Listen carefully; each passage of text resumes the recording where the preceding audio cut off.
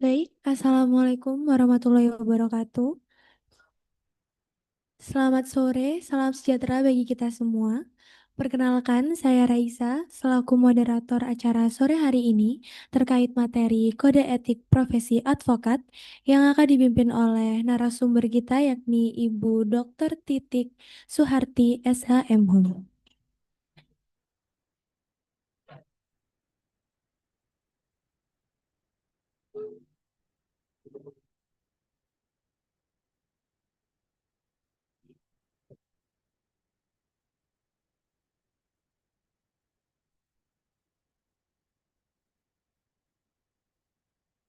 Saya bacakan kurikulum vitae beliau.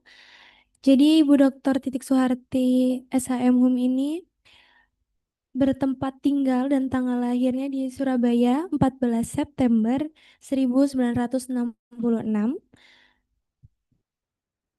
Beliau memiliki riwayat pendidikan. Ada yang pertama di Sarjana Hukum Fakultas Hukum Universitas Erlangga ya Ibu pada tahun selesainya di tahun 1989. Kemudian Magister Hukum Fakultas Hukum Universitas Erlangga dan selesai pada tahun 1995. Lalu Ibu Titik juga Doktor Ilmu Hukum Untak Surabaya dan selesai pada tahun 2015.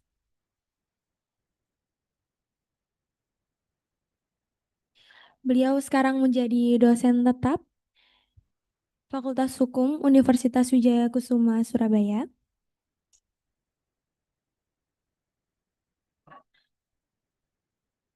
Sebelum memulai lagi, izinkan saya ya Ibu untuk memberikan pantun biar nggak ngantuk ya di sore hari.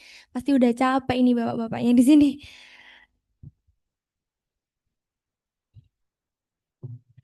Dibantu jawab cakep ya para hadirin ya. Belum belum. Ya, ikan berenang di dalam kolam sambil bersembunyi di balik bebatuan. Sudah cukup istirahatnya kawan. Mari kita serap ilmu yang bermanfaat. Terima kasih. Baik, saya persilahkan Ibu Dr. Titik Suharti SHM Hum untuk materinya. Baik, terima kasih Mbak Raisa. Suaranya merdu sekali. Mudah-mudahan tidak ngantuk ini karena waktunya ini jamnya eh, jam krisis. Baik, saya mulai. Assalamualaikum warahmatullahi wabarakatuh. Selamat sore untuk semuanya. Semangat ya, tetap semangat. Ini calon-calon advokat handal. Ini sudah berapa hari nih? Sudah 4 hari pertemuan keempat. Baik. Eh, Bapak Ibu yang saya hormati, yang saya sayangi, yang saya harapkan menjadi advokat-advokat yang handal. Ya, hari ini saya kebetulan diberikan materi untuk kode etik advokat Indonesia. Tadi di sesi 1, sesi 2, Pak Sutrisno sudah ya, beliau pasti sudah memberikan banyak sekali tentang kode etik. Jadi kode etik ini, ya. Jadi untuk materi kode etik itu sebenarnya ada tiga poin, yaitu terkait dengan Undang-Undang Advokat, yaitu Undang-Undang Nomor 18 Tahun 2023, kemudian Kode Etik Advokat Indonesia dan Dewan Kehormatan Advokat.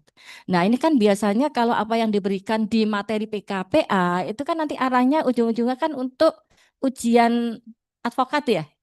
Nah, ini biasanya juga sering keluar berkaitan dengan kode etik, ya undang-undang advokat itu juga keluar. Kemudian ini saya mereview aja, mungkin tadi sudah disampaikan oleh Pak Sutrisno, saya hanya mereview-review sebentar aja. Ada hal-hal yang perlu saya tekankan di dalam Undang-Undang Nomor 18 Tahun 2023 tentang advokat. Nah, advokat itu adalah sebuah profesi. Ya, jadi advokat itu adalah orang yang berprofesi memberi jasa hukum baik dalam maupun di luar pengadilan. Nah, jasa hukum itu apa? Jasa hukum itu adalah jasa yang diberikan advokat berupa memberikan konsultasi hukum, bantuan hukum, menjalankan kuasa, mewakili, mendampingi, membela, dan melakukan tindakan hukum lain untuk kepentingan klien. Nah, ini harus ditekankan bahwa untuk kepentingan klien. Kemudian advokat itu adalah profesi yang terhormat, ya. Jadi advokat itu adalah profesi yang terhormat, sehingga karena menjalankan profesinya, maka advokat ini didasarkan pada sumpah dan kode etik advokat. Saya ke bawah aja ya Pak, ya Bu, supaya nggak ngantuk juga ini, karena jam-jamnya jam rawan. Boleh, loh enggak usah. Kalau saya enggak, tapi kalau Bapak Ibu mau ambil kopi dibawa ke ruangan boleh, silakan. Kalau saya enggak, saya ngopi, tapi kalau ngopi itu harus hari-hari tertentu Pak. Waktunya tertentu juga. Gu- Guyon ya Pak ya. Baik, perlu saya sampaikan di sini bahwa advokat itu adalah profesi terhormat ya, sehingga martabat dan kehormatan advokat itu harus betul-betul dijaga. Nah, next Mbak Raisa. Nah, ini yang dimaksud kode etik advokat itu dibuat untuk menjaga martabat dan kehormatan profesi advokat. Lanjut. Nah, kalau ini berkaitan dengan sejarah kode etik ya, tadi mungkin sudah dijelaskan oleh Pak Sutrisno. Lanjut, Mbak. Nah, ini di dalam kode etik advokat Indonesia itu ada 5 hal yang diatur. Pertama adalah kepribadian advokat. Kemudian hubungan advokat dengan klien, hubungan advokat dengan teman sejawat, cara bertindak menangani perkara, dan terakhir adalah ketentuan tentang kode etik dan pelaksanaannya. Kenapa ini saya singgung? Padahal yang saya dapatkan materinya itu untuk Dewan Kehormatan Advokat.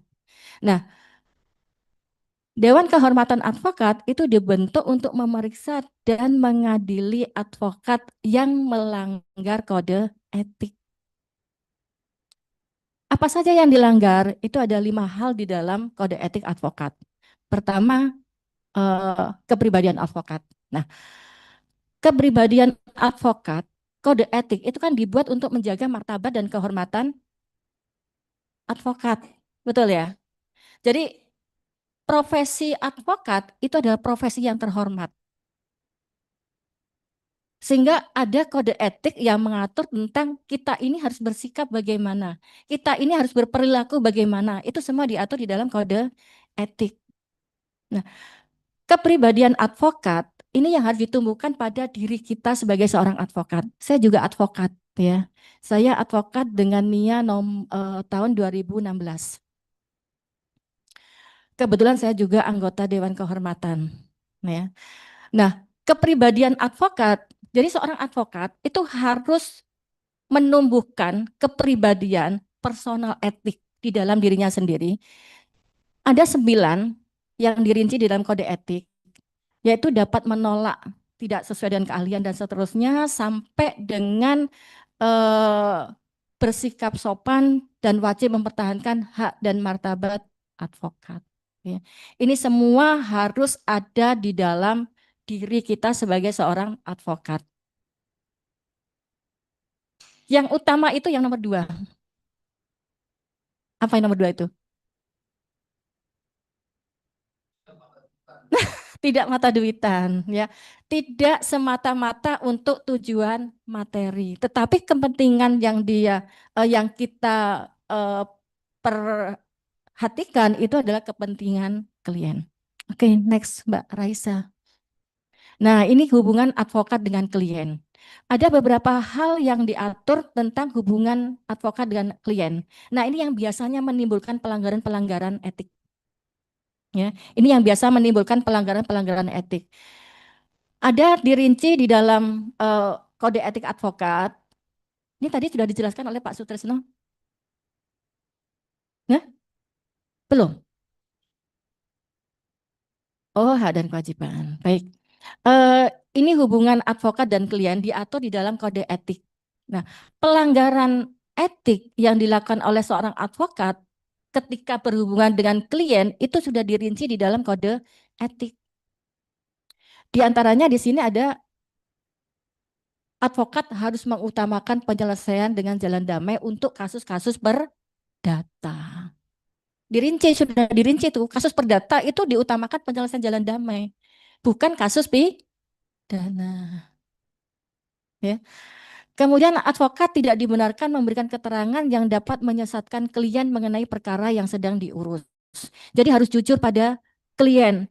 Kalau memang posisi klien itu ya sulit, ya, kemudian tidak dikatakan bahwa tenang aja, ini pasti menang. Itu pelanggaran etik.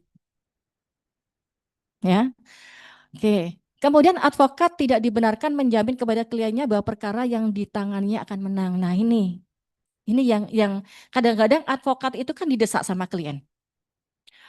Pak, Bu, ini gimana? Menang nggak?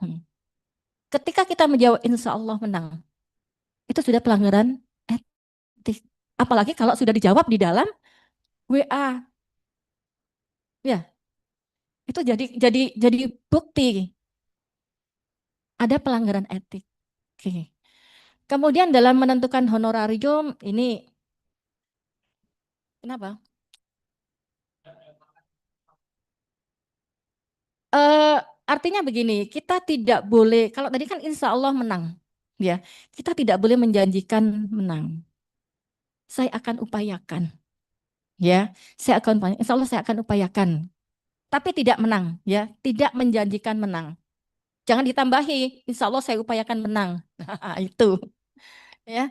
Kemudian advokat tidak dibenarkan membebani klien dengan biaya-biaya yang tidak perlu. Ya. Advokat dalam mengurus perkara cuma-cuma harus memberikan perhatian yang sama. Kadang-kadang kita itu kan diminta untuk apa kasus-kasus yang sifatnya pro deo, ya, pro bono dan lain-lain ya. Lanjut Mbak Raisa. Nah, advokat harus menolak mengurus perkara yang menurut keyakinannya tidak ada dasar hukumnya. Sudah tahu kasus itu tidak ada dasar hukumnya. Kliennya itu ngeyel, sudahlah Pak, yang penting maju. Yang penting dilaporkan. Kemudian dipidana orang itu. Nggak bisa. Karena semua yang kita lakukan itu adalah harus didasarkan pada aturan-aturan hukum. Ya. Kemudian advokat wajib memegang rahasia jabatan tentang hal-hal yang diberitahukan oleh klien secara kepercayaan dan wajib tetap menjaga rahasia setelah berakhirnya hubungan antara advokat dan klien. Nah, ini adalah sebuah kepercayaan, ya. Jadi advokat itu jangan ember, kalau bahasa bahasa apa bahasa gaulnya itu kan ember ya. Jadi advokat itu sebuah kepercayaan. Ketika klien menyampaikan kasusnya pada seorang advokat, maka advokat ini harus betul-betul bisa membawa rahasianya. Tidak diumbar kemana-mana. Ternyata dia itu loh koruptor. Itu nggak boleh. Ya itu adalah eh, rahasia. Kemudian advokat tidak dibenarkan apa nih, melepaskan tugas yang dibebankan kepadanya pada saat yang tidak menguntungkan. Jadi ketika sudah berjalan, kemudian ketika oh ini ternyata nggak menang ya ini ya.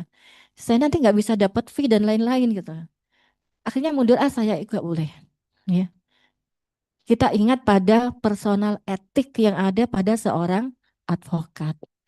Kemudian advokat yang mengurus kepentingan bersama dari dua pihak atau lebih harus mengundurkan diri sepenuhnya pengurusan kepentingan-kepentingan tersebut apabila di kemudian hari timbul pertentangan kepentingan antara pihak-pihak yang bersangkutan. Ya. Jadi kecuali memang ada pertentangan kepentingan itu bisa mengundurkan diri.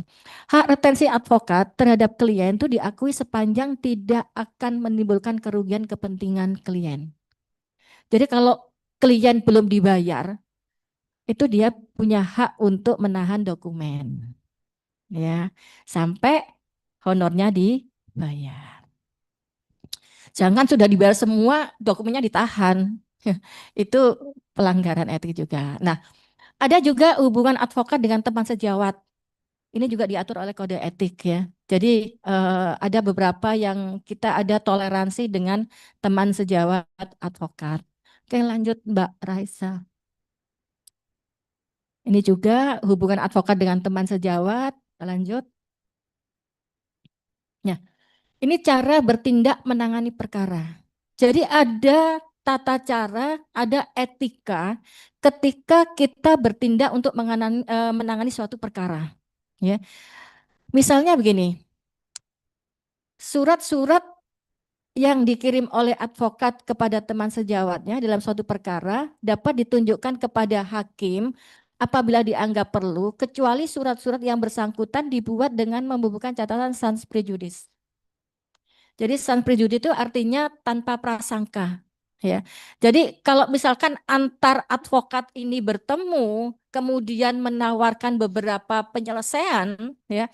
Nah, kalau penyelesaian ini memang tidak dibubuhi catatan sans prejudice, itu bisa disampaikan pada persidangan. Tapi yang ada bubuhan sans prejudice itu yang tidak boleh. Ya. Jadi hubungan antar advokat itu boleh dilakukan ya. Kemudian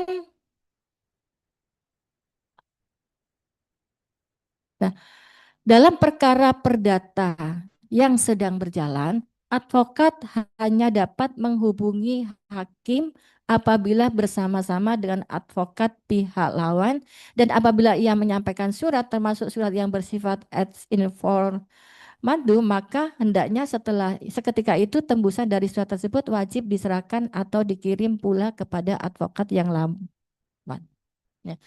Ini artinya apa? Keterbukaan di antara advokat para pihak. Ya. Jadi tidak ada yang eh, datang sendiri menghubungi hakim tanpa sepengetahuan dari pihak lawan. Oke, lanjut, lanjut, Mbak.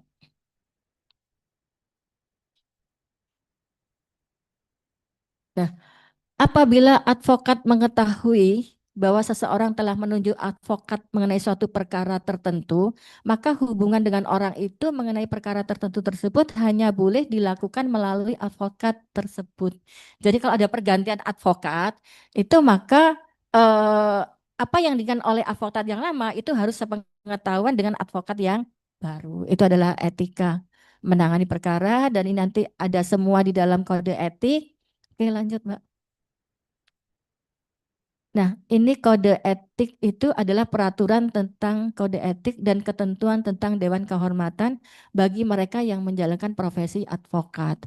Sebagai salah satunya peraturan kode etik yang berlaku di Indonesia. Nah, di dalam pasal 9 kode etik advokat, setiap advokat wajib tunduk dan mematuhi kode etik advokat. Ya.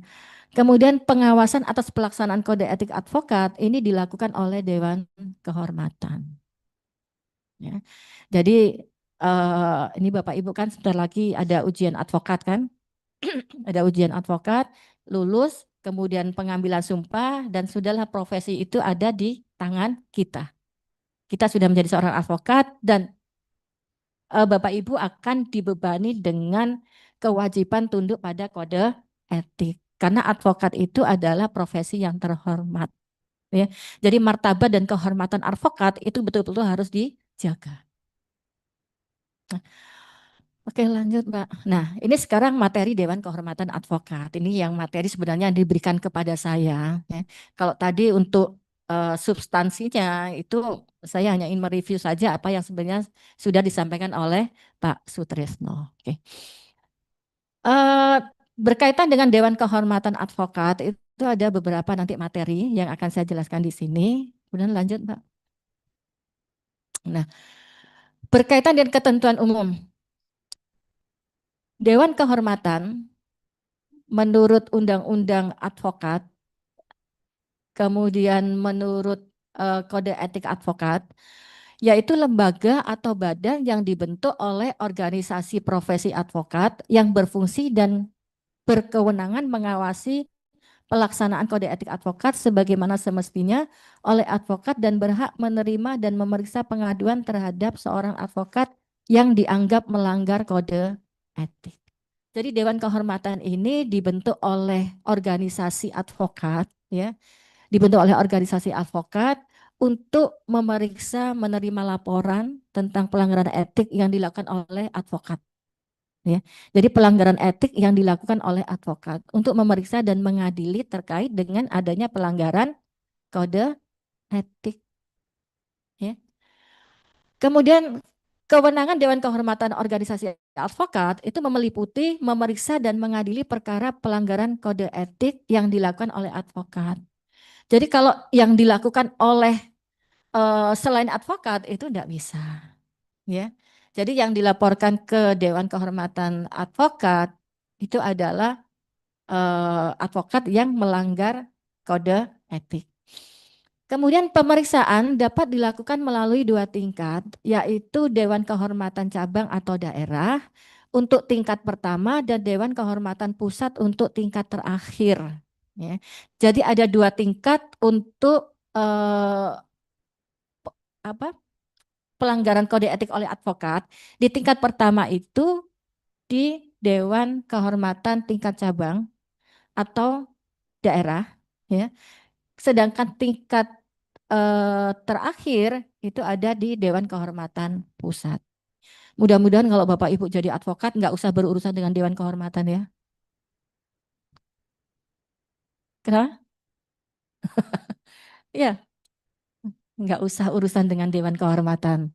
Dijaga personal etiknya itu dijaga. Ya.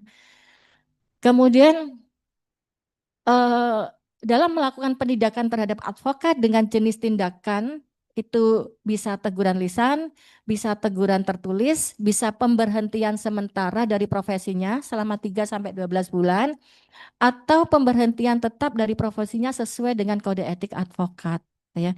Jadi ada 4 sanksi yang bisa dijatuhkan kepada seorang advokat yang terbukti melanggar kode etik, bisa teguran lisan, bisa teguran tertulis, bisa pemberhentian sementara, ya, 3 sampai 12 bulan, bisa juga pemberhentian tetap, sehingga tidak boleh lagi berprofesi sebagai advokat. Ya. Oke, lanjut. Nah, pengaduan. Nah, ini sebelum ke sini, saya tuh mau tanya dulu. Bapak Ibu ini kan mengikuti PKPA itu kan syarat untuk ujian kan? Ya, kemudian ujian itu adalah syarat untuk pengambilan sumpah. Saya minta ada perwakilan dua saja yang menyampaikan apa yang diharapkan dari seorang advokat, dari sebuah profesi advokat. Ya, siapa? Heeh. Mau pakai mic? Oh ya, oke. Sudah disiapkan. Nama? Nama saya Akbar, Bu. Ya, Yang saya harapkan saat ini kan negara ini kan memang lagi banyak problem ya, Bu ya. Apalagi banyak masyarakat-masyarakat yang butuh perlindungan hukum atau pencari keadilan. ya, Mungkin saya sama Pak Johan dari awal saya kuliah sama eh, visi misinya. Kalau untuk cari uang nggak munafik, kita juga pasti butuh ya, uang. Tapi untuk saat ini kita itu bukan bukan prioritas kami. Kalau ada teman-teman yang pengen sharing, kayak ada tetangga dia ya, sharing, Pak, saya mau sharing Pak, ini terkait tanah saya ini kok dikuasai, tapi saya mau tanya sama pengacara saya nggak punya uang. Nah, mungkin kalau lawyer yang lain apa namanya konsultasi mau online atau offline itu ada biayanya. ya, Kalau tujuan kita itu kita ingin bantu, Bu. Ingin bantu ngasih apa yang kita terima selama kita kuliah S1, S2, bahkan ikut PKPA itu kita bisa bermanfaat untuk masyarakat sekitar, untuk orang-orang terdekat. Bahkan di publik itu mungkin kalau di medsos ada orang mau sharing, monggo kita berikan apa namanya konsultasi hukum secara gratis. Itu sih, Bu. Kalau masalah nanti kita akan nangani kasus besar itu adalah bonus, Bu. ya. Itu aja sih, Bu. Ya, Oke. terima kasih. Yang mbak-mbaknya ini satu aja perwakilan. Kenapa? Kenapa? Waduh. Iya.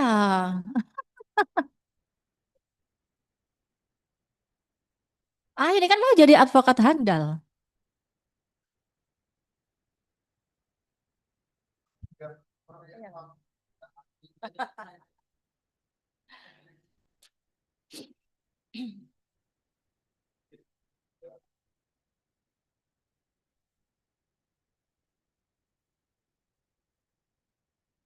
Perkenalkan Bu, nama saya Cika. Mungkin kalau dari saya, tujuan saya itu sebenarnya mau menguji kebenarannya. Jadi berani menguji kebenaran sesuai argumen yang baik, yang benar secara hukum. Jadi tetap kita bisa secara profesional dan berintegritas gitu Bu, sebagai advokat. Itu aja sih Bu dari saya. Baik. Terima kasih. Jadi apapun alasannya, ya, apapun latar belakangnya, ketika nanti saudara menghadapi melalui tahapan-tahapan udah PKPA, kemudian ujian, pengambilan sumpah, kan harus terjun ke dunia penegakan hukum. Sehingga ketika saudara ini sudah menjadi advokat, maka langsung masuk ke kode etik. Kalau yang tadi disampaikan Mas Akbar itu oke ya, artinya yang namanya profesionalitas itu kan juga akan membawa harga juga ya. Tetapi bagaimana juga ada di batasan oleh kode etik. Kalau kita baik, kita profesional dan kita itu bekerja dengan baik, rezeki itu kan akan ikut sendiri kan? Ikut sendiri. Tetapi tidak semata-mata ya tadi katakan apa mata duitan ya. Oke, mata duitan. Oke. Lanjut ya. Baik, sekarang ini kenapa?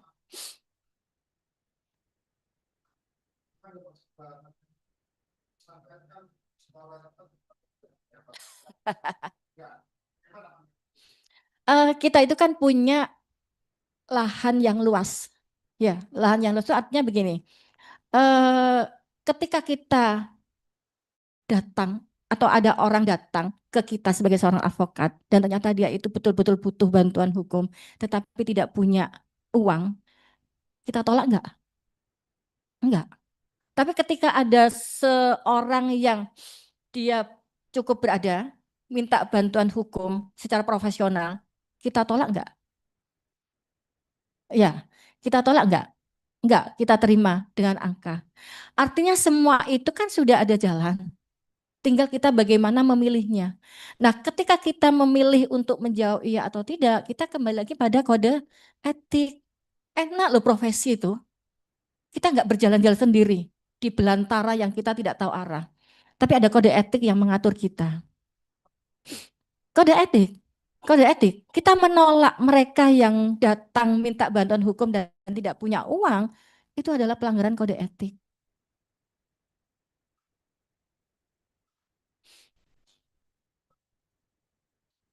Ya, tetapi paling tidak kan minimal ada transport. Maaf ya.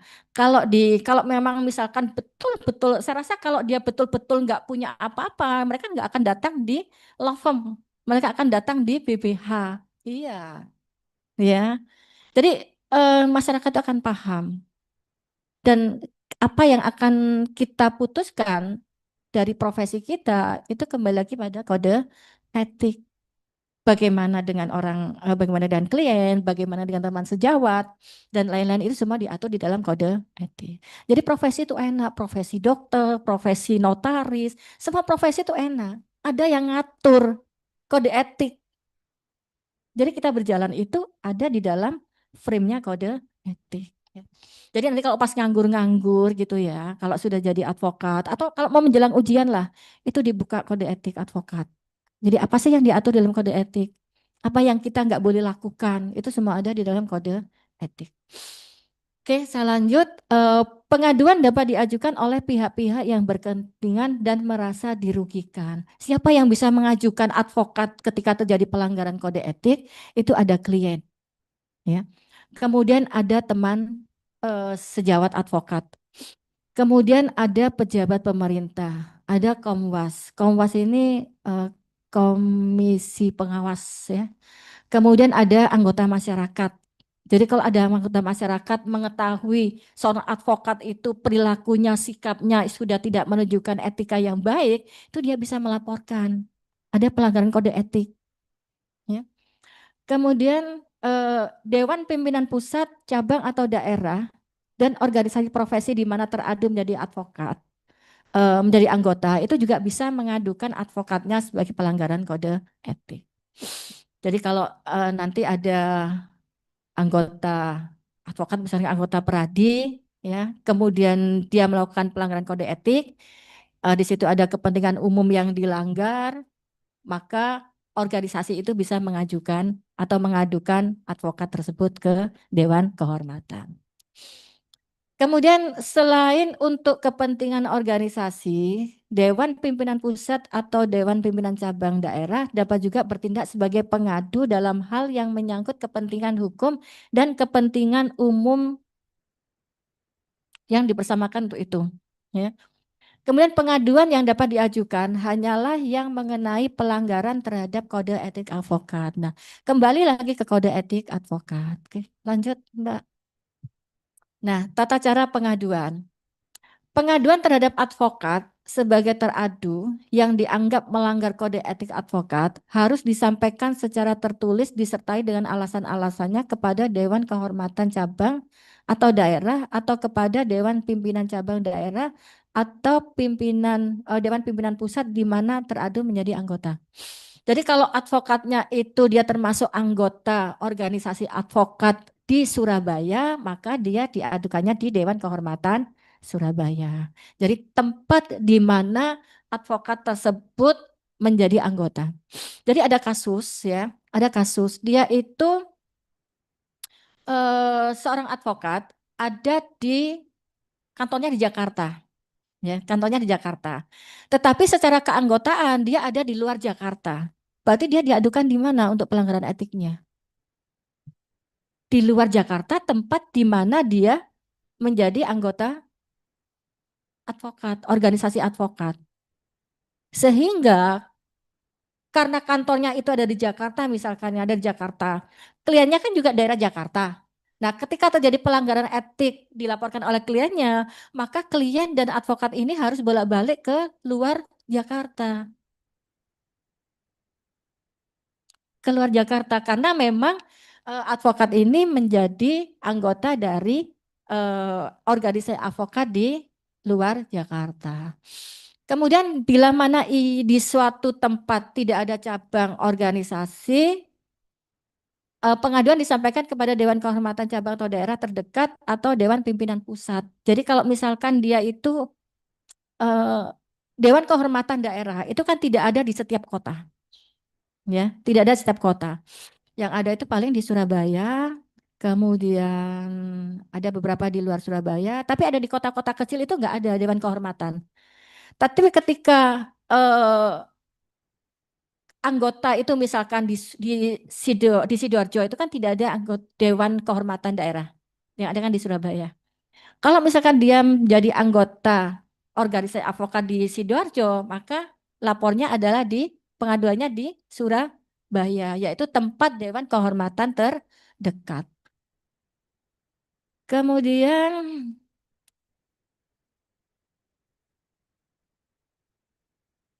oke, next Mbak Raisa.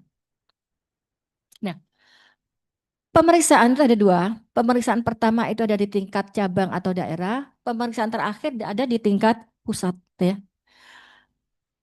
Untuk prosedur pemeriksaan tingkat pertama, Dewan Kehormatan Cabang atau daerah setelah menerima pengaduan tertulis yang disertai surat bukti yang dianggap perlu, menyampaikan surat pemberitahuan selambat-lambatnya dalam 14 hari dengan surat kilat khusus dan seterusnya. Jadi ketika Dewan Kehormatan itu sudah menerima pengaduan, maka dalam waktu maksimal 14 hari teradu itu harus dikirimi surat, harus menerima surat. Ya. Jadi teradu ini harus menerima surat. Nah, selambat-lambatnya dalam 21 hari pihak teradu harus memberikan jawaban disertai dengan jawaban yang tertulis. Nah, ketika sudah diberikan kepada teradu, ya, sudah diberitahukan kepada teradu, ada pengaduan dari klien, misalnya ada pengaduan dari pengadu, maka teradu ini punya waktu 21 hari untuk menyampaikan jawaban. Ada waktu 21 hari untuk menyampaikan jawaban. Jika dalam waktu 21 hari tersebut teradu tidak memberikan jawaban tertulis, ya, maka ada peringatan untuk waktu 14 hari bahwa teradu itu harus menyampaikan jawaban tertulis. Ya. Kemudian ketika teradu itu tetap tidak menyampaikan jawaban sebagaimana diatur di atas, maka dapat segera menjatuhkan putusan tanpa kehadiran pihak-pihak yang bersangkutan. Nah, ini kalau teradu, advokat yang menjadi teradu sudah diberitahukan ada pengaduan, kemudian dia tidak menyampaikan jawaban sampai dengan 14 hari, dan maka dijatuhkan putusan tanpa kehadiran pihak-pihak yang bersangkutan. Ada yang mau tanyakan, Pak? Ya. Tes. Ibu tadi menjelaskan Ya. bahwa pengaduan dapat dilakukan sepanjang advokat tersebut melakukan pelanggaran kode etik. Yang saya tanyakan, sejak kapan seorang advokat dikatakan melakukan pelanggaran kode etik? Apakah sejak menerima atau menandatangani surat kuasa? Apakah sebelumnya juga bisa dikatakan pelanggaran kode etik, Bu? Terima kasih, Bu. Ya, terima kasih, Pak. Pertanyaan bagus ya. Jadi pelanggaran kode etik itu kan dilakukan oleh advokat. Ya. Kapan sih seseorang itu menyandang profesi advokat? Kapan, Pak? Kira-kira kapan? Ketika disumpah. Nah, ketika disumpah. Berarti ketika disumpah, maka pada saat itu ada dalam kita itu adalah seorang advokat. Nah, tadi sudah dijabarkan bahwa siapa sih yang bisa mengadukan ketika terjadi pelanggaran etik. Kalau yang mengadukan itu adalah anggota masyarakat, mungkin ketika kita ini berdiri dalam posisi sebagai advokat. Ya. Tapi kalau pengaduan itu dilakukan oleh klien, maka sejak ada surat kuasa. Jadi hubungan advokat dengan klien itu ditandai dengan apa? Tanda tangan surat kuasa. Nah, berarti ketika kliennya yang melaporkan atau mengadukan, maka sejak ada penandatangan surat kuasa. Kalau tidak ada surat kuasa, ya berarti tidak ada hubungan antara advokat dengan klien. Kalau masyarakat yang mengadukan, Bu, misalkan Ya. yang seperti apa contoh kasusnya? Kenapa? Ini bukan klien yang mengadukan, tetapi Ya. masyarakat yang mengadukan. Ya. Misalkan contoh kasusnya seperti apa, Bu? Ya, misalnya begini, advokat itu kan sebuah profesi yang terhormat, ya. Ada martabat yang harus dijaga dalam martabat dan kehormatan advokat. Ada hal-hal tadi yang disampaikan yang disampaikan di dalam kode etik berkaitan dengan personal etik. Jadi sikap kemudian perilaku seorang advokat itu harus mencerminkan sebagai seorang yang menyandang profesi terhormat. Nah, ketika dia melakukan hal-hal yang tidak baik, yang tidak mencerminkan bahwa ini adalah seorang advokat, misalnya dia katakanlah dia menyampaikan hal-hal yang itu nggak etis lah, itu masyarakat boleh mengadukan terjadi pelanggaran kode etik sepanjang memang diatur di dalam kode etik. Kalau dalam kode etik nggak diatur ya enggak. Ya. Tapi kalau ada dalam kode etik, ada yang dilanggar bisa diadukan oleh anggota masyarakat. Di luar ada surat kuasa, karena kan nggak butuh surat kuasa. Iya, Pak? Iya. Nah, kalau yang mengadukan klien itu harus dijelaskan pada surat kuasa. Gitu ya. Baik, Bu, terima kasih, Bu. Ada lagi yang mau ditanyakan? Sampai mana tadi? Ya, bentar ya, saya mau minum sebentar.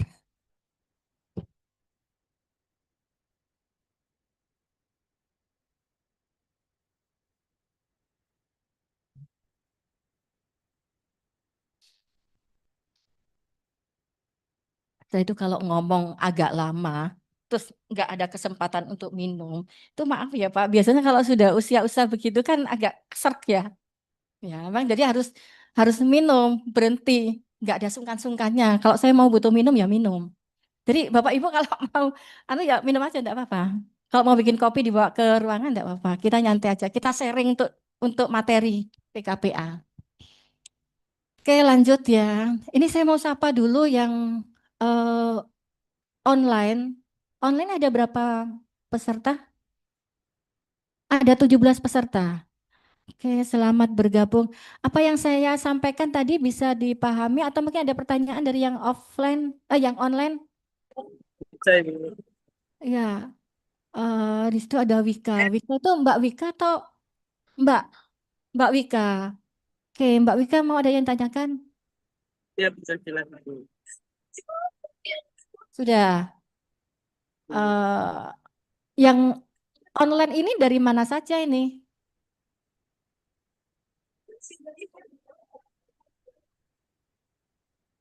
Mbak Wika dari mana, Mbak? Saya dari Kediri, Ibu. Oh, Kediri. Berarti sekarang posisi ada di Kediri nih. Saya posisi di situ Bondo, Ibu. Apanya? Oh ya. Kenapa? Oh, sekarang masih berjalan. Oke. Semangat ya, Bu Wika. Ini tadi Ya, saya panggil Mbak ini. Selamat ya, Bu Wika. Semangat, tetap semangat ya semuanya. terima Ya, kasih. calon-calon. Saya tuh paling seneng ya mengajar di PKPA itu. Karena apa ya, menumbuhkan rasa kebanggaan sebagai seorang advokat. Itu saya suka sekali. Ya.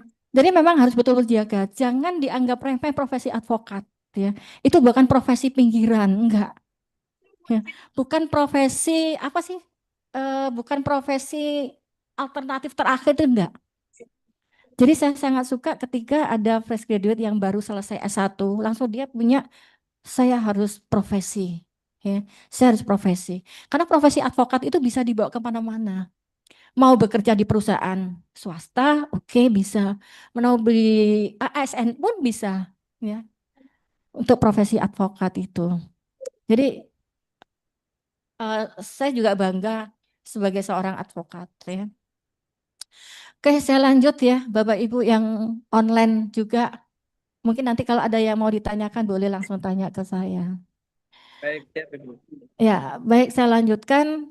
Kemudian yang nomor 5, dalam hal jawaban yang diadukan telah diterima, maka Dewan Kehormatan dalam waktu selambat-lambatnya 14 hari menetapkan hari sidang dan menyampaikan panggilan secara patut kepada pengadu dan kepada teradu untuk hadir di persidangan yang sudah ditetapkan tersebut. Jadi kalau sudah ada jawaban dari teradu, maka dalam waktu 14 hari itu harus dijadwalkan jadwal sidang. Ya, harus dijadwalkan jadwal sidang. Panggilan-panggilan tersebut harus sudah diterima oleh yang bersangkutan paling lambat 3 hari sebelum hari sidang yang ditentukan. Ya. Jadi eh, surat panggilan itu harus diterima paling lambat 3 hari sebelumnya. Jadi nggak boleh 1 hari sebelum sidang disampaikan gitu, nggak boleh. Kemudian pengadu dan yang teradu harus hadir secara pribadi dan tidak dapat menguasakan kepada orang lain yang jika dikehendaki masing-masing dapat didampingi oleh penasehat. Ya. Nah ini yang penting. Jadi para pihak, baik pengadu maupun teradu, itu harus hadir sendiri.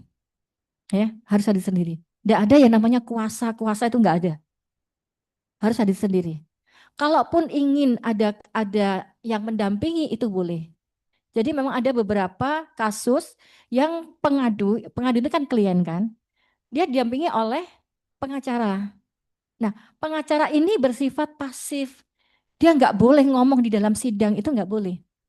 Jadi kalaupun ketika sidang dilaksanakan, maka si pendamping itu ya hanya diam saja, pasif.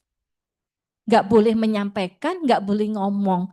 Yang boleh ngomong adalah hanya kepada kliennya itu, kepada pengadunya itu. Nah, ini yang penting di sini. Jadi yang namanya pelanggaran kode etik itu para pihak pengadu dan teradu itu harus hadir sendiri, tidak boleh diwakili oleh siapapun. Ya. Kemudian pengadu dan teradu berhak untuk mengajukan saksi-saksi dan bukti-bukti. Ya. Kemudian pada sidang pertama yang dihadiri kedua belah pihak, Dewan Kehormatan akan menjelaskan tata cara pemeriksaan yang berlaku. Kemudian perdamaian hanya dimungkinkan bagi pengaduan yang bersifat perdata atau hanya untuk kepentingan pengadu dan teradu dan tidak mempunyai kaitan langsung dengan kepentingan organisasi atau umum. Di mana pengadu akan mencabut kembali pengaduannya atau dibuatkan akta perdamaian yang dijadikan dasar keputusan oleh Dewan Kehormatan cabang atau daerah yang langsung mempunyai kekuatan hukum yang pasti. Jadi kalau ternyata ada perdamaian sepanjang tidak ada keterkaitan dan kepentingan umum, maka bisa dilakukan perdamaian dan akan dibuat akta perdamaian. Nah, kedua belah pihak diminta mengemukakan alasan-alasan pengaduannya atau pembelaannya secara bergiliran, sedangkan surat bukti akan diperiksa. Nah, ini ketika tidak terjadi perdamaian, ya, maka masing-masing pihak, baik pengadu maupun teradu, itu diberikan kesempatan untuk melakukan pembelaan, ya, dan memberikan surat-surat bukti atau saksi-saksi. Ya. Oke, lanjut, Raisa. Apabila pada sidang yang pertama kalinya salah satu pihak tidak hadir, ya, sidang ditunda sampai dengan sidang berikutnya paling lambat 14 hari dengan memanggil pihak yang tidak hadir secara patut. Apabila pengadu yang telah dipanggil sampai 2 kali tidak hadir tanpa alasan yang sah, pengaduan dinyatakan gugur dan ia tidak dapat mengadukan pengaduan lagi atas dasar yang sama kecuali Dewan Kehormatan berpendapat bahwa materi pengaduan berkaitan dengan kepentingan umum atau kepentingan organisasi. Jadi kalau pengadu ini tidak hadir, ya, maka akan dipanggil lagi sampai dia bisa hadir. Ya. Jadi kalau dipanggil 1 kali dia tidak hadir, maka sidang akan ditunda lagi. Ya. Kemudian apabila teradu telah dipanggil sampai 2 kali tidak datang tanpa alasan yang sah, pemeriksaan diteruskan tanpa hadirnya teradu. Tadi seperti yang di awal saya katakan, kalau teradu itu sudah dikirimkan surat pemberitahuan, tidak memberikan jawaban dan seterusnya, maka sidang akan dilanjutkan tanpa hadirnya teradu. Kemudian Dewan berwenang untuk memberikan putusan di luar hadirnya yang teradu yang mempunyai kekuatan yang sama seperti keputusan biasa. Jadi kalau teradu itu nggak datang, ya, advokat yang diadukan melanggar kode etik itu nggak datang, ya berarti sudah kan diputus sesuai dan mempunyai kekuatan seperti keputusan biasa. Keputusan Dewan Kehormatan, kalau pengadilan itu putusan atau keputusan? Putusan. Kalau Dewan Kehormatan itu keputusan, ya, bukan putusan. Oke, lanjut. Ya.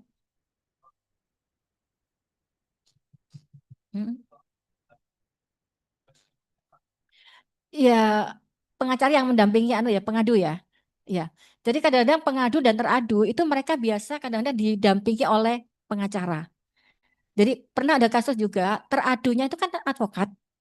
Ya, dia didampingi oleh advokat lain. Nah, ketika advokat lain yang mendampingi itu dia harus pasif. Dia nggak boleh menjawab, menyampaikan, itu nggak boleh.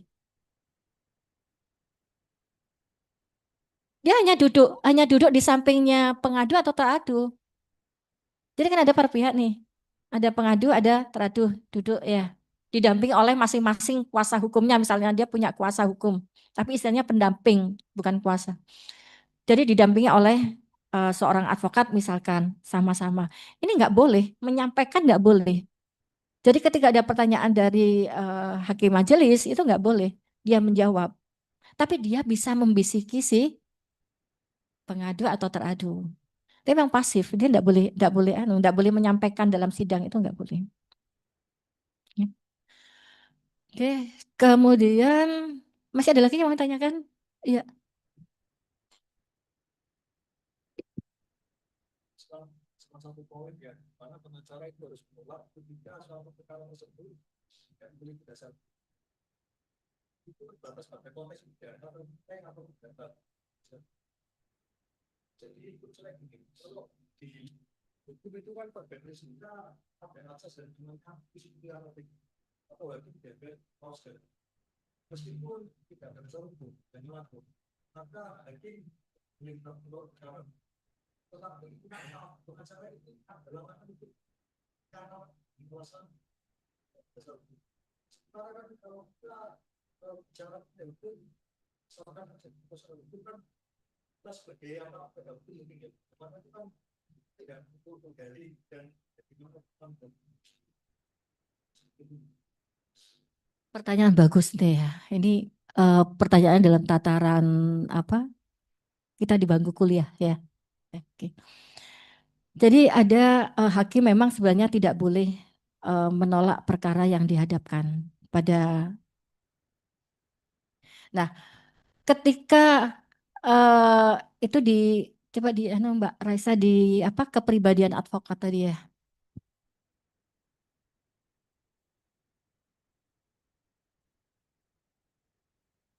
Ya. Seorang advokat dapat menolak karena tidak sesuai dengan keahlian dan hati nuraninya. Kemudian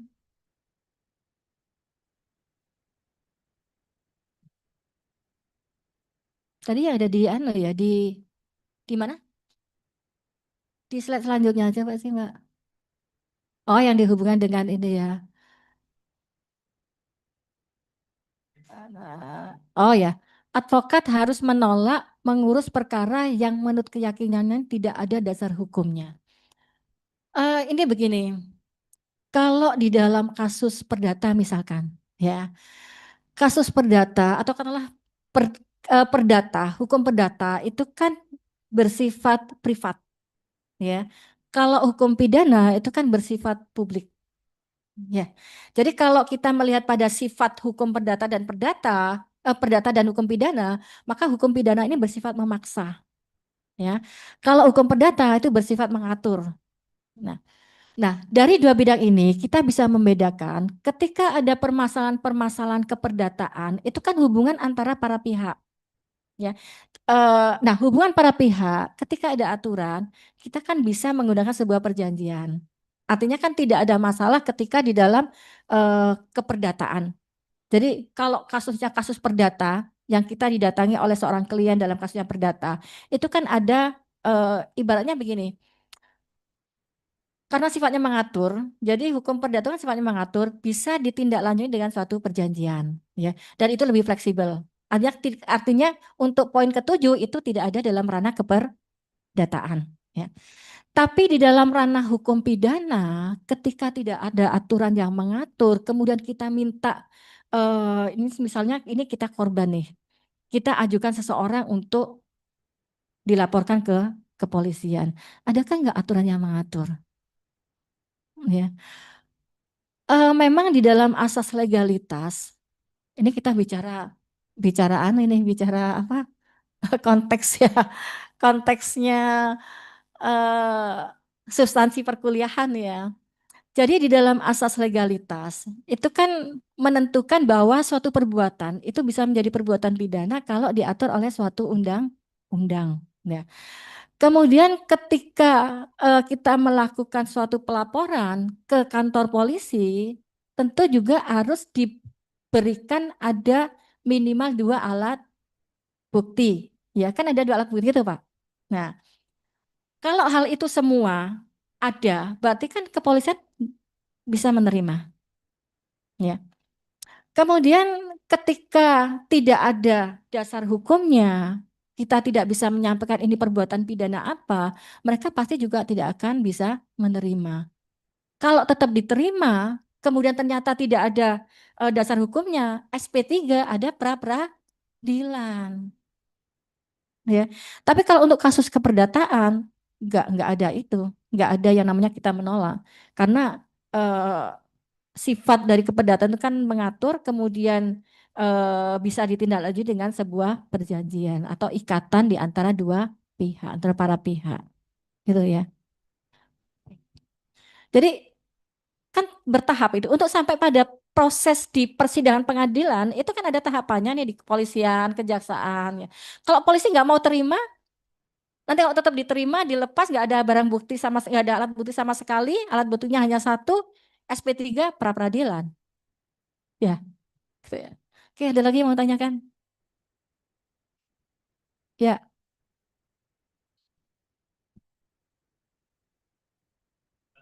Kita di sini belajar bersama. Nah, kebetulan saya dari kepolisian. ya. Kalau masalah pidana, Bu, saya hampir semuanya saya tahu. Jadi gini, antara hakim, polisi, dan jaksa itu menurut saya berbeda. Kalau hakim berdasarkan undang-undang, ada dua alat bukti yang syah dan berdasarkan keyakinannya memvonis atau membebaskan. Seperti alat bukti pasal 184 KUHP, ada keterangan saksi, ahli, surat, petunjuk, dan keterangan terdakwa. Kemudian, betul yang dikatakan Ibu, ada kekosongan hukum. Jadi, tiada suatu perbuatan pidana dapat dipidana kecuali ada peraturan yang mengatur sebelumnya. Contoh kasus, Vanessa Angel sama pasangannya. Itu yang dipidana mucikarinya. Tapi di Indonesia ini belum ada peraturan pidana yang mengatur seorang wanita atau seorang laki-laki menikmati tubuhnya atau membayar itu dapat dipidana. Ini adanya kekosongan norma hukum, kesempatan calon doktor ilmu hukum ini mencari norma hukum baru. Lah, seperti yang Ibu katakan, seorang pengacara, seorang seperti kita ini advokat, ketika tidak ada dasar hukumnya, ya kita sampaikan secara humanis, Pak, Bu, ini di Indonesia atau di KUHP belum ada pasal yang mengatur, jadi kami tidak mempunyai kewenangan. Kalau hakim menerima berkas, di situ sudah lengkap, sudah P21, sudah ada tersangka, sudah ada barang bukti yang cukup.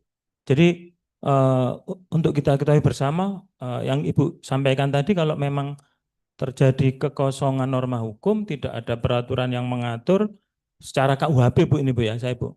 Itu memang kita sampaikan dengan baik bahwa kita tidak mempunyai kewenangan untuk menangani. Mungkin begitu, Bu.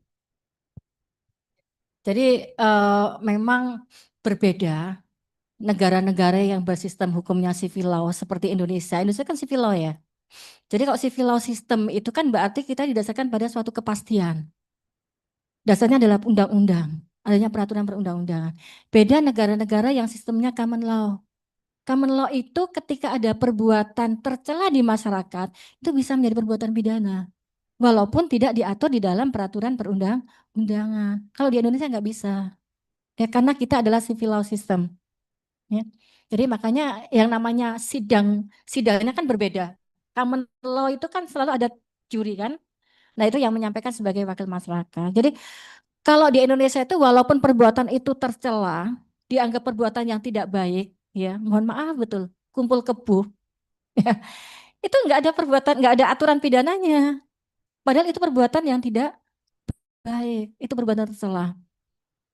Jadi Indonesia itu memang civil law system, ya. Oke, ada lagi yang mau tanyakan?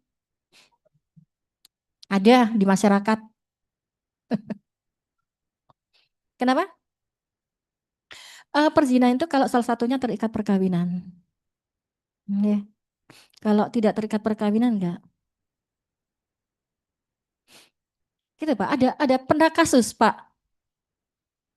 Pak polisi, ada pernah kasus enggak kasus-kasus yang tidak ada aturan pidananya tapi tercela di masyarakat dilaporkan ke kepolisian? Ada. Kemudian anunya apa Pak? Heeh, ya. Mm-mm. Iya,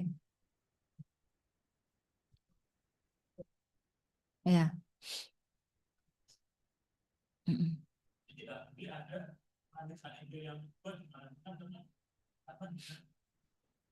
Iya. Iya. Jadi itu yang apa terkait dengan perbuatan tercela, tetapi tidak masuk perbuatan pidana, karena kita menggunakan asas legalitas bisa menjadi perbuatan pidana itu kalau memang diatur di dalam atau dilarang oleh peraturan perundang-undangan. Oke, lanjut.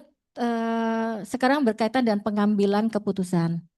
Sidang-sidang dilakukan secara tertutup, sedangkan keputusan diucapkan dalam sidang terbuka. Jadi sidang Dewan Kehormatan itu sifatnya tertutup, ya. Sifatnya tertutup, sedangkan keputusan itu disampaikan dalam sidang terbuka. Oke. Kemudian setelah memeriksa dan mempertimbangkan pengaduan, pembelaan, surat-surat bukti, dan keterangan saksi-saksi, maka Majelis Dewan Kehormatan mengambil keputusan yang dapat berupa yang tadi sudah saya sampaikan, ya, menyatakan pengaduan dari pengadu tidak dapat diterima, kemudian bisa menerima pengaduan dari pengadu dan mengadili serta menjatuhkan sanksi. Jadi sanksi itu bisa peringatan lisan, peringatan tertulis, pemberian sementara dan pemberian tetap. Kemudian yang ketiga bisa menolak pengaduan dari pengadu. Keputusan harus memuat pertimbangan-pertimbangan yang menjadi dasarnya dan menunjuk pada pasal-pasal kode etik yang dilanggar. Nah, berarti dari sini kan kita sudah tahu bahwa pelanggaran kode etik itu ya pelanggaran yang ada di dalam kode etik advokat Indonesia. Oke. Nah, ini teknis pengambilan keputusan di dalam sidang majelis. Lanjut, Mbak Raisa. Nah, ini sanksi-sanksi yang tadi juga sudah saya sampaikan. Oke, lanjut. Ini juga sanksi. Lanjut. Eh, nah, ini penyampaian salinan keputusan. Jadi salinan keputusan itu harus tersampaikan kepada anggota atau advokat yang diadukan, kemudian pengadu, Dewan Pimpinan Cabang Organisasi Advokat, ya, pusat, kemudian Dewan Kehormatan Pusat, dan instansi-instansi yang dianggap perlu apabila keputusan telah mempunyai kekuatan hukum yang pasti, misalnya di Mahkamah Agung. Oke, lanjut Mbak Raisa.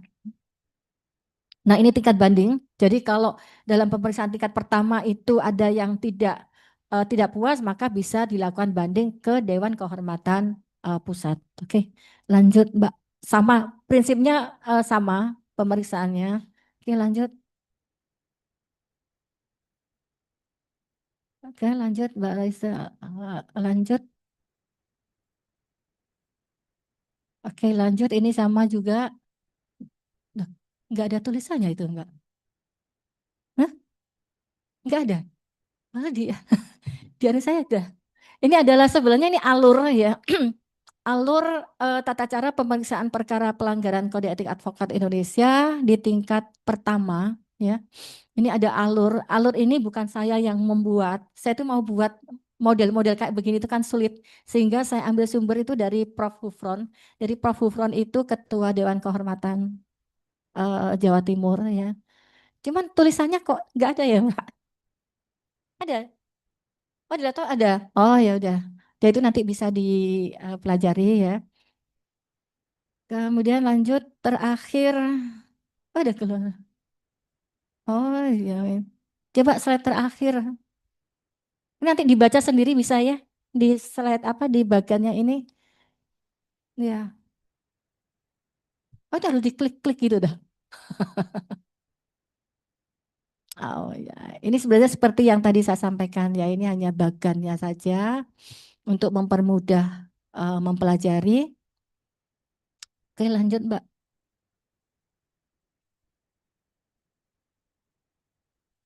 Oke. Ini terakhir, slide terakhir. Terima kasih, sukses untuk calon advokat handal yang selalu menjunjung tinggi etika profesi. Ya, selamat berjuang untuk penegakan hukum. Ya, jangan lupa Indonesia masih butuh banyak orang yang mampu melakukan penegakan hukum. Dan yang namanya rezeki itu akan mengalir sendiri. Ya, Mas Akbar ya. Ada yang mau tanyakan lagi?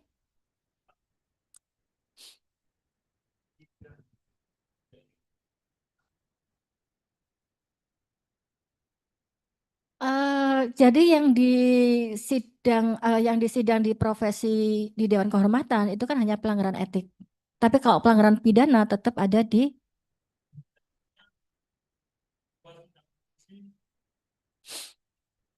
memberikan.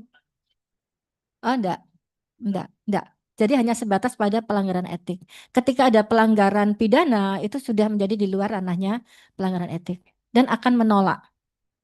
Jadi misalkan pengadu itu melaporkan perbuatan pidana ini itu akan ditolak. Iya. Jadi itu ranahnya hanya sebatas pada pelanggaran kode etik. Oke. Iya.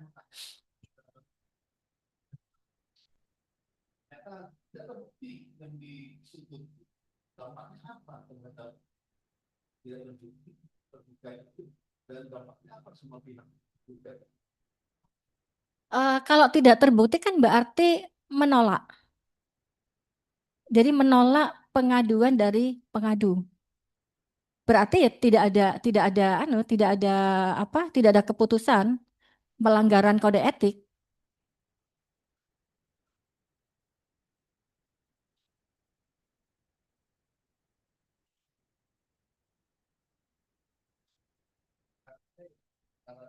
Ya.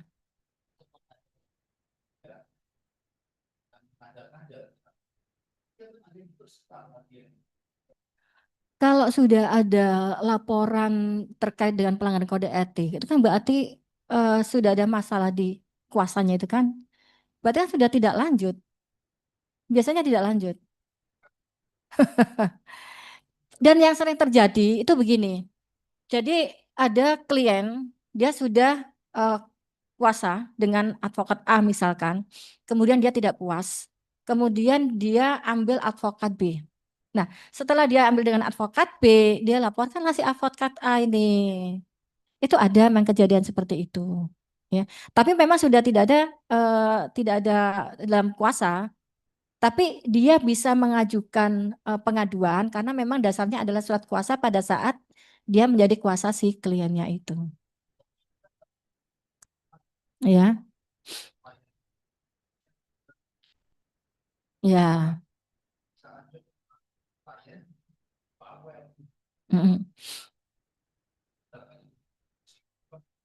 Ya,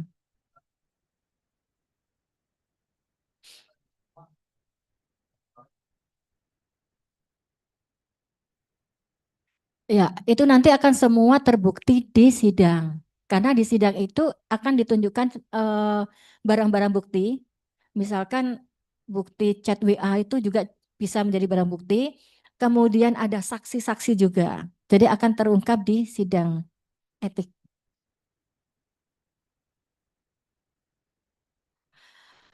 Insya Allah ya. Ya. Oke, ada lagi yang mau tanyakan?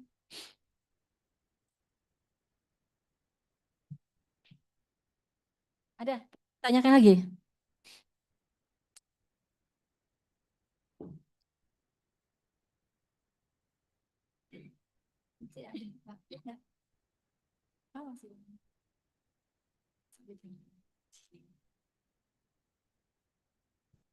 Untuk yang online mungkin ada yang perlu ditanyakan?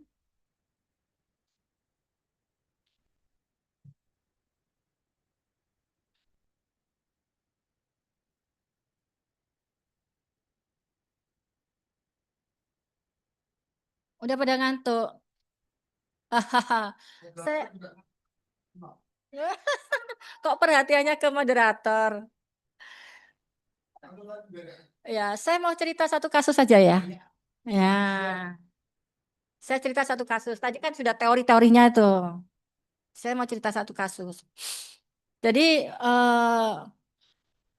ada kasus, ini saya mau sampaikan kepada saudara juga ya, setelah menerima materi-materi seperti itu.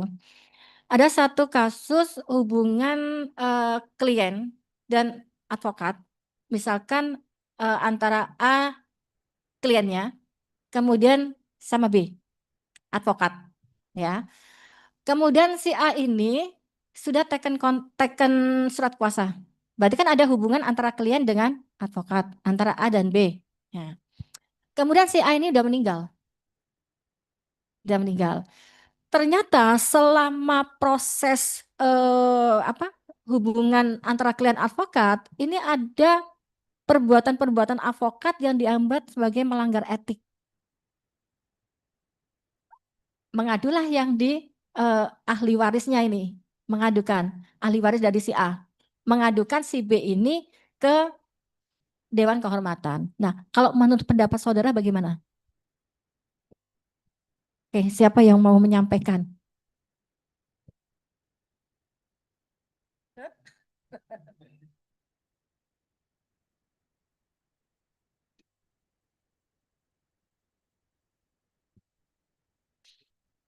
Ya, monggo, Pak. Pak siapa Pak yang di belakang, Pak? Oh, ya, Pak Teguh ya? Oh, ya, Pak, ngapunten. Jadi kan juga yang di anu ya di S2 juga. Iya. Hmm, makanya tadi waktu WA itu saya berpikiran Pak Teguh ini mau S2. Oke. Jadi ada hubungan advokat dengan klien. Katakanlah kliennya itu A, ya. Kemudian advokatnya B. Nah, ini sudah apa? Sudah taken surat kuasa. Selama selama hubungan antara klien dan advokat ini ada pelanggaran etik oleh klien, ya. Kemudian si A ini sudah meninggal. Ahli warisnya ini mengadukan ke Dewan Kehormatan. Nah, ini bagaimana? Seandainya saudara ini advokat dalam posisi B, ya, gimana? Pak Teguh gimana, Pak?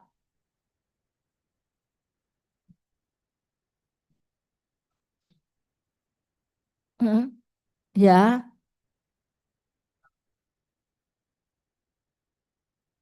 mm,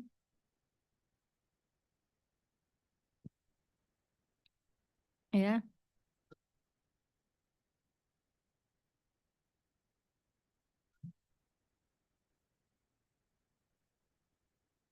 ya.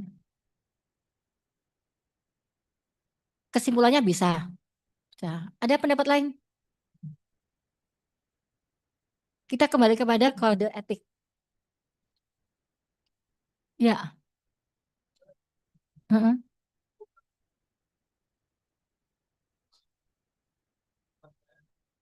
mm,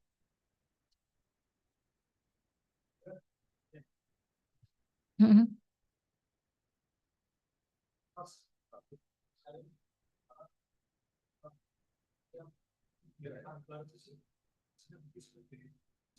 Ya,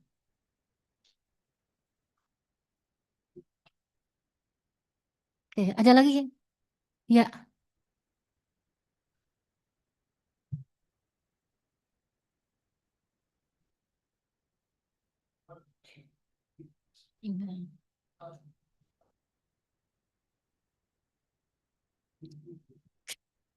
Ada lagi? Ya.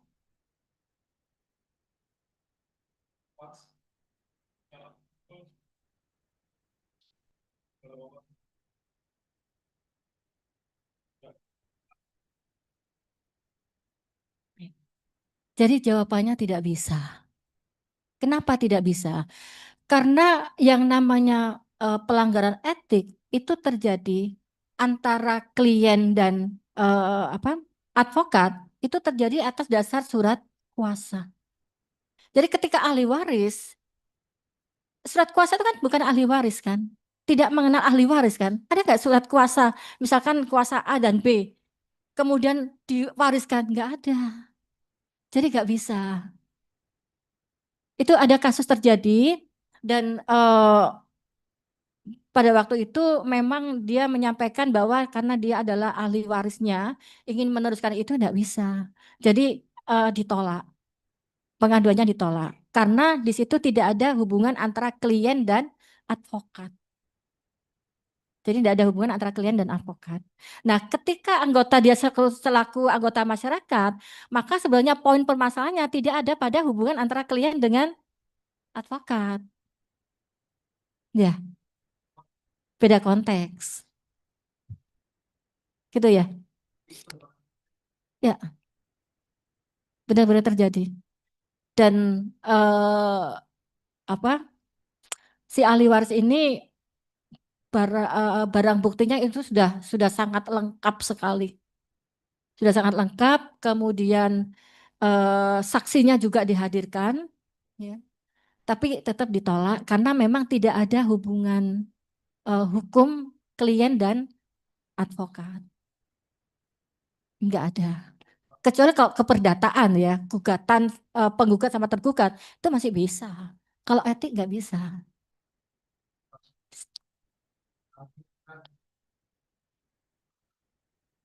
Bisa.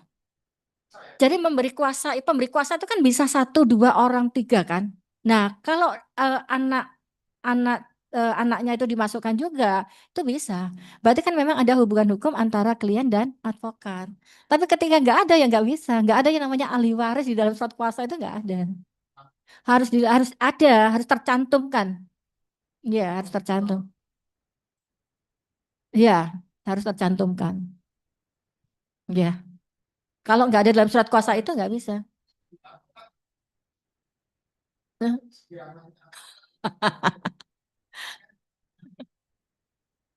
iya.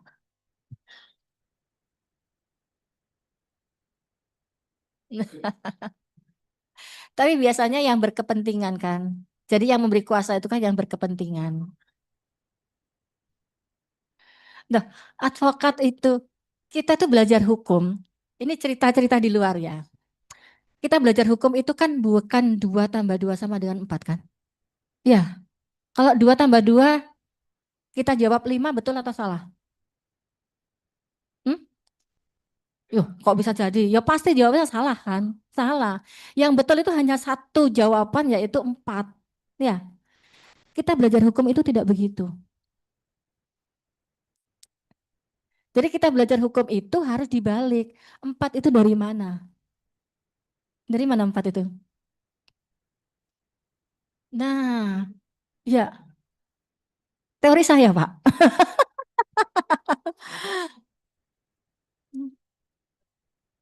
Ya, jadi enggak, itu bukan teori, itu hanya apa ya Pak, penempatan mindset berpikir yang benar. Kalau saya boleh cerita ini ya Pak, ini sambil enak cerita ya Pak ya. Ini daripada enggak lah enggak sampai maghrib ya. Jadi saya tuh dulu SMA-nya IPA. Jadi kalau mungkin bapak-bapak yang sudah senior ini, kan dulu IPA IPS itu ya. Saya tuh dulu ya, oh itu sudah lewat saya Mbak Tipa. Kan ada IPA kan ya. Saya tuh IPA dulu. Saya tuh kepingin jadi dokter sebenarnya pada waktu itu. Nah, sama ya. Pengen jadi dokter. Saya tuh daftar 2 kali sekali sih. Kalau dulu kan boleh milih IPA sama IPS itu ya. Saya milih kedokteran sama Fakultas Hukum. Saya tuh pengennya kedokteran. Kemudian ternyata kedokteran nggak lolos. Masuknya di Fakultas Hukum. Saya tuh nggak mau lihat Pak pengumuman itu. Pada waktu itu saya nggak mau lihat, nggak mau gitu loh. Tapi saya pikir begini, mungkin Allah itu sudah kasih saya di tempat itu ya. Akhirnya saya masuki, oke saya masuk. eh, Alhamdulillah sampai sekarang saya jadi dosen di Fakultas Hukum juga. Dan ternyata juga saya tuh punya anak 3. Yang 2 itu sudah menikah. Yang 2 sudah menikah. Anak pertama itu Fakultas Hukum. Mantu saya Fakultas Hukum. Anak kedua Fakultas Hukum, mantu saya Fakultas Hukum, anak ketiga Fakultas Hukum yang belum nikah ini, yang ketiga ini. Jadi saya tuh dari UNER, kebetulan anak 1 sama menantu, anak 2 sama menantu itu juga alumni UNER semua. Kemudian yang ketiga ini baru di UNESA. Jadi Oh, ternyata Allah itu memberikan saya di lingkungan orang-orang hukum. Itu nurun di anak saya, Pak, di anak saya yang nomor satu itu juga. Kepingin kedokteran, tapi nggak bisa. Akhirnya masuknya ke fakultas hukum juga. Sampai akhirnya sekarang. Ya. Jadi, ya namanya rezeki itu nggak tahu ya, Mas Akbar ya. Saya tuh teringat kalau Mas Akbar bilang kayak gitu itu. Jadi, nggak usah menolak hal yang sebenarnya itu harus kita tangani ya. Kenapa? Hah? Heeh. Iya, benar. Oh iya, dah. Oke.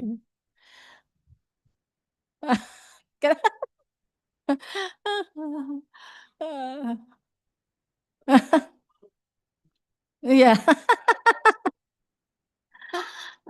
oke.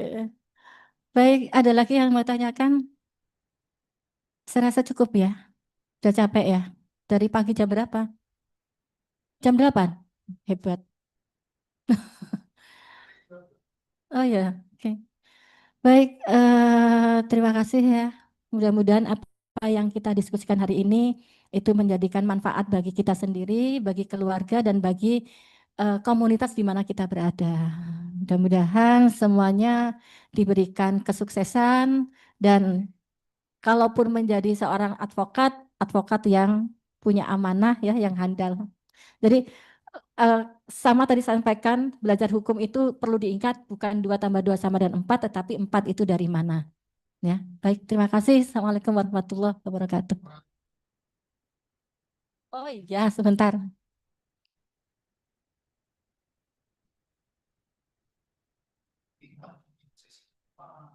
Dapat. Pak Sutrisno kan dari Jakarta ya, jadi ya beliau harus coba. Kalau saya kan dekat. Ini mau fotonya di mana, Mbak Frans? Ke depan. Oh, ini udah taruhnya ini ya.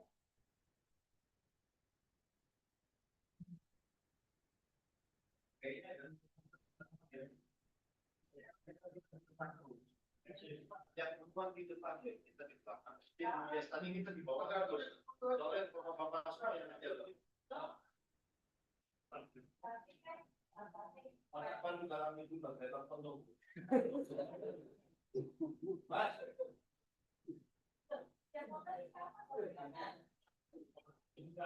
Apa bisa masuk?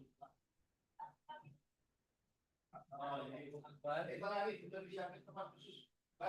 Waktu yang siap khusus. Saya masuk deh.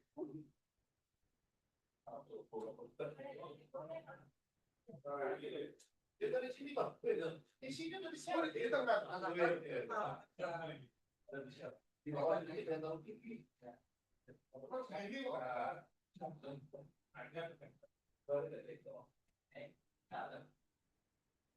Satu, dua, tiga, satu, dua, tiga. Satu,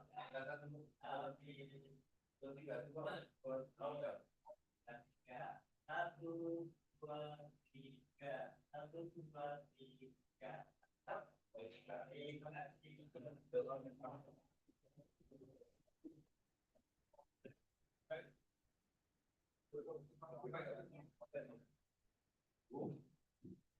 tiga.